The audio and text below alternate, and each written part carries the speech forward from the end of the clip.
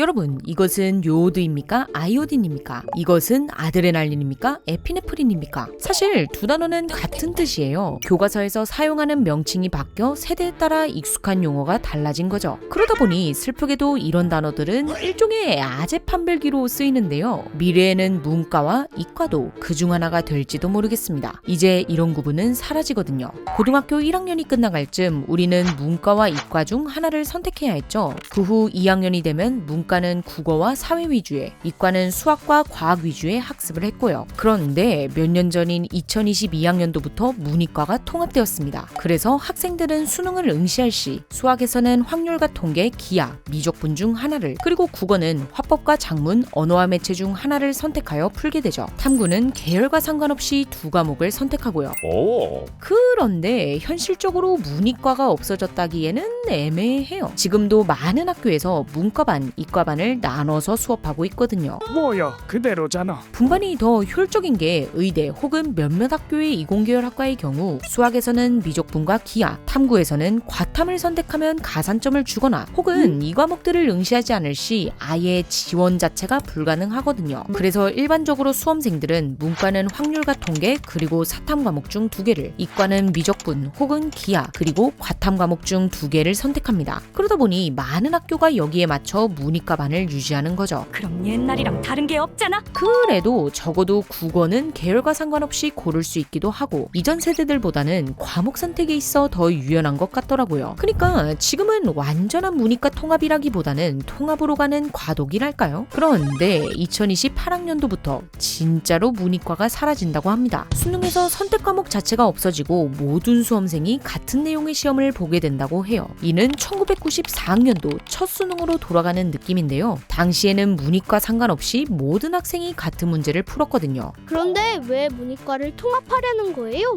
사실 우리나라만큼 문이과를 분명하게 나누는 나라는 많이 없습니다. 일본, 대만, 중국 정도가 있죠. 그럼 애초에 우리나라는 어떻게 문이과 제도가 생긴 거냐? 우리가 과거에 과거를 볼 때면 문과, 무과, 잡과 이렇게 분야별로 응시했잖아요. 여기서 문과는 지금의 문과, 잡과는 지금의 이과와 가까운 느낌이다 보니 이게 문이과의 유래가 아닌가라고 생각하시는 분들도 계시지만요. 실질적으로 문과와 이과를 나누게 된 계기는 일제감정기입니다. 이 시기에 일본이 우리나라로 들여왔거든요. 일본은 원래부터 문이과가 있었어요? 아니요, 일본이 본격적으로 문이과를 나누게 된 건 메이지 유신부터입니다. 메이지 유신은 일본에서 일어난 근대화 서구화 운동인데요. 1853년 미국이 일본의 문을 두드린 이후로 일본에는 서양 기술과 문화가 조금씩 유입되었습니다. 이때부터 서구화의 필요성이 논의되기 시작했는데요. 하지만 당시 에도 막부는 서양 문물에 보수적인 태도를 고수했죠. 그렇게 15년이 지난 1868년 에도 막부가 무너지고 메이지 천황이라는 새로운 지도자가 등장합니다. 이때부터 일본은 적극적으로 서구 문물을 받아들이며 근대화를 추진해요. 동시에 어떻게 하면 빠르게 힘을 얻을 수 있을까? 를 고민하는데요. 떠올린 방법 중 하나가 바로 인재 육성이었죠. 이들은 보다 빠르고 효율적인 엘리트 양성을 위해 교육 제도를 정비합니다. 특히 국내 정치와 법률을 구축하고 해외의 과학과 의학 기술을 도입하는 것에 집중했어요. 그래서 학생들을 법학, 정치학, 경제학에 특화된 문과, 의학, 이학, 공학에 특화된 이과로 나눠 가르친 겁니다. 여기에 더해 문이과를 나눈 이유가 하나 더 있는데요. 아무래도 의학이나 이공계 쪽은 실험이나 실습을 자주 하잖아요. 그만큼 비싼 장비나 재료가 필요합니다. 한마디로 전문가로 키우는데 돈이 많이 드는 거죠. 그러니 모든 학생에게 이런 교육을 제공하기보다는 이 분야에 재능이 있는 학생들을 따로 교육시켜 재정을 아낀 겁니다. 그래서 한 일본의 교수는 원래 이런 구별이 있는 건 발전도상국의 특징이다. 일본은 학생 수를 줄이기 위해 수학 시험을 치르고 문과, 이과를 나누게 했다. 라는 말을 남기기도 했어요. 어쨌든 이런 이유로 일본은 문이과를 나누게 되었고 이 교육 방침이 일제감정기에 우리나라로 들어오게 된 겁니다. 이러한 구분은 해방 이후에도 남아있다가 1960년대부터 시행된 제2차 교육과정에서 완전히 자리를 잡게 되죠. 이때가 한창 경제발전에 몰두하던 시기였잖아요. 산업발전을 위해 전문 인력이, 특히 과학기술 및 공학 분야의 전문가가 필요했거든요. 그래서 문이과를 나눠 더 효율적인 교육을 진행한 겁니다. 결국 또 이과냐? 그죠? 지금 우리가 이런 얘기를 들으면 그때도 이과 배우가 좋았나 보네. 라는 생각이 들잖아요. 현재는 이과 선호도가 역대급으로 높으니까요. 하지만 산업화 이전에는 완전 반대였습니다. 문과 선호도가 압도적으로 높았거든요. 당시 이과는 노동계층 양성을 위한 직업훈련 정도로 여겨졌어요. 문과 학문을 배워야 진짜 지식인이지. 라는 인식이 지배적이었죠. 물론 이때도 의학 계열은 예외였지만요. 그래서 2000년대 초반까지만 해도 기업의 높은 곳에 있는 사람들은 대부분 문과 출신이었으며 이과 출신은 실무를 담당하는 느낌이었다고 해요. 그러다 보니 이가 너네는 뛰어봤자 내 발밑이야. 라든지 공돌이들 내 밑으로 면접 보러 오라고. 라는 상당히 도발적인 얘기가 나오기도 했죠. 이처럼 문이과 제도는 시행된 지도 오래됐고 모두가 직간접적으로 경험하였다 보니 서로 티격태격하면서 놀거나 일종의 드립으로 활용되기도 했는데요. 뒤에서 삐소리가 나.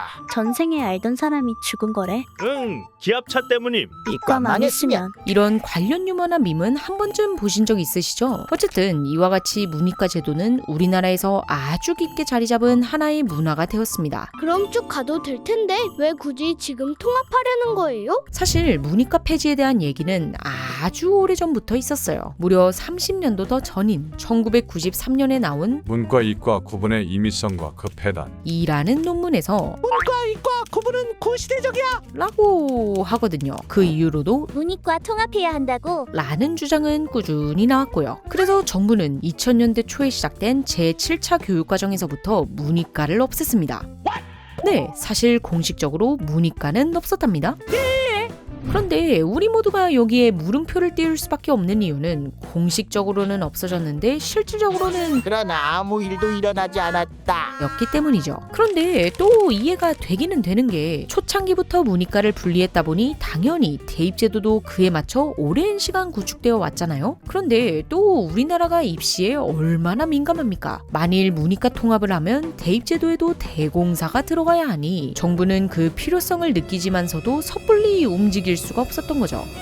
나도 무섭단 말이야. 하지만 그럼에도 불구하고 조금씩이라도 문이과 폐지를 시도해 나간 이유가 있습니다. 일단 이 문이과라는 구분 자체가 참 애매해요. 일반적으로 수학, 과학과 관련 있으면 이과, 인문학, 사회학과 관련 있으면 문과로 나누잖아요. 그런데 막상 문과로 분류되는 경제학을 보면 수학이 상당해요. 수학을 못하면 경제학과 가면 안 되나요? 네, 힘드실 듯. 이런 얘기가 오갈 정도니까요. 또한 이과로 분류되는 화학과를 간다 해도 수업을 영어로 진행하거나 교재가 영어인 학교도 꽤 있습니다. 논문이 대부분 영어기도 하고요. 이런 경우에는 언어 능력이 받쳐주지 못한다면 따라가기가 어렵겠죠. 그 외에도 미디어학과, 보건정책관리학과처럼 문과나 이과로 딱 나누기 어려운 학과도 많고요. 하지만 이게 문이과를 폐지해야 하는 진짜 이유는 아닙니다. 고등학생은 뇌가 말랑말랑한 청소년이죠. 이때는 다양한 학문을 쉽고 듣고 맛보고 즐기면서 사고를 넓혀나가고 나의 진로를 고민해야 되는 시기란 말이에요. 그런데 고등학교 1학년, 그러니까 만 15에서 16살이 되면 내가 문과로 갈지 이과로 갈지를 결정해야 합니다. 진로가 명확하다면 큰 고민 없이 고를 수 있겠지만 실제로는 고등학교 3학년 대학 원서를 넣기 직전까지도 자신의 진로를 정하지 못한 학생들이 많거든요. 그럼 수학이 싫으니까. 과학이 싫으니까. 문과로 가거나 취업 잘 되니까.